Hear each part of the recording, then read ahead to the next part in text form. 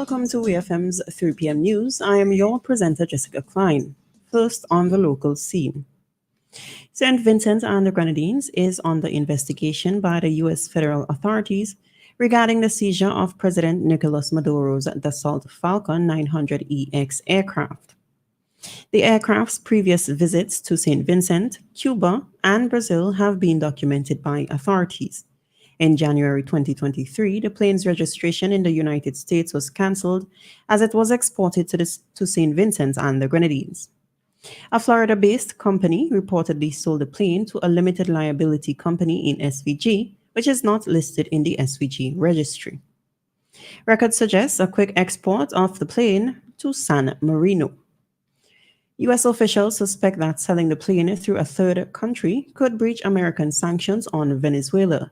It remains uncertain whether the St. Vincent government was aware of the plane's sale. Homeland Security investigations and the U.S. Attorney's Office have seized over $500 million in assets linked to Venezuelan officials and business figures involved in bribery and current schemes. The seized assets include bank accounts, luxury real estate, show horses, high-end watches, expensive cars, and super yacht, all connected to individuals associated with the state-owned oil company, PDVSA.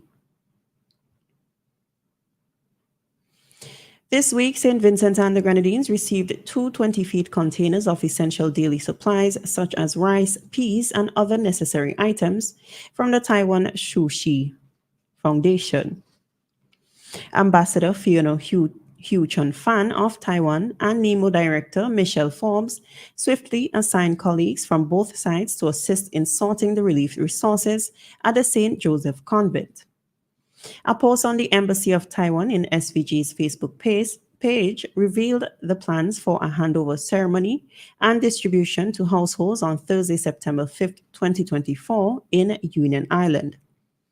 The embassy expressed appreciation to the Shushi Foundation St. Martin chapter for coordinating and delivering the goods. Shushi is a volunteer-driven organization established by Master Cheng Yen in Taiwan in 1966. The foundation's vision emphasizes that compassionate actions inspire love, creating a more peaceful and harmonious society. Taiwan is committed to expressing its love within the international community while upholding human rights values. Still on the local scene, SwiftPack has recently distributed 135 school supplies kits to support the youth in St. Vincent as they prepare for the upcoming school term. The beneficiaries of these supplies include customers, individuals affected by Hurricane Beryl on mainland St. Vincent, and children in the South Rivers Park Hill community. The Back to School Drive event was held at the SwiftPack office in Kingstown on Friday, August 30th, 2024. This initiative is part of the company's ongoing efforts to assist students, having previously distributed backpacks and awarded scholarships. SwiftPack demonstrates its commitment to children's education at the preschool, primary, and secondary levels by providing essential supplies like notebooks, rulers, pens, pencils, and more. The company aims to alleviate the financial strain on parents and ensure students have the tools they need for effective learning. In addition to supporting education, SwiftPack is a prominent logistics company offering express courier, air, and ocean cargo services with swift deliveries to St. Vincent and the wider Caribbean region. The company also promotes e-commerce among Caribbean islands and provides competitive rates for same-day and next-day courier services. On the regional scene, Barbados has been chosen as the new chairman of the Caribbean Tourism Organization, CTO, for the upcoming 2 years. During the CTO's Ministerial Council meeting held on Tuesday, the election occurred coinciding with the organization's annual State of the Tourism Industry Conference, SOTIC. Ian Gooding Egil, Barbados' Minister of Tourism and International Transport, will take on the role of the Council of Ministers and Commissioners of Tourism chairmanship. Meanwhile, Andrea Franklin, the CEO of Barbados Tourism Marketing Inc., will be the chairperson of the board of directors. Barbados takes over from the outgoing chair, the Cayman Islands. The new leadership includes Minister of Tourism.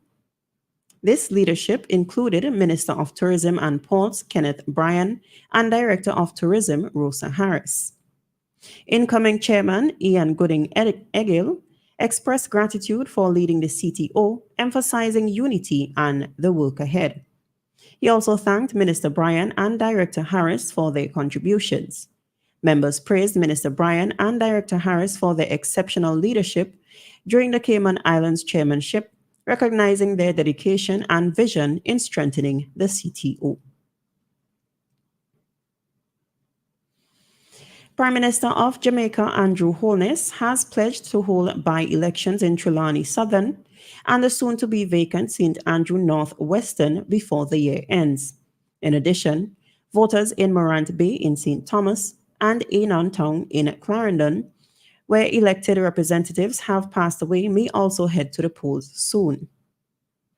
Holness revealed this information during the weekly post-cabinet media briefing following his announcement of a by-election in St. Ann Northeastern on September 30th, with nomination day scheduled for September 11th, 2024. Holness assured that all these matters will be addressed within the ongoing governmental restructuring.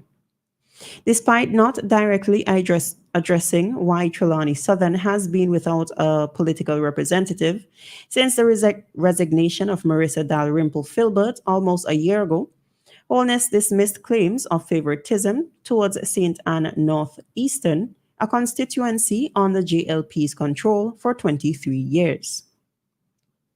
The current Minister of Finance and MP for St. Andrew Northwestern, Nigel Clark, will resign by October 31st to assume the role of Deputy Managing Director at the International Monetary Fund.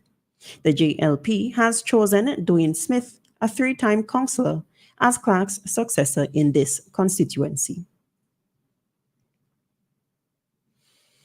On the international scene, Olympic runner Rebecca Cheptegei tragically passed away days after a horrifying incident where she was set on fire by her ex-boyfriend, resulting in severe burns.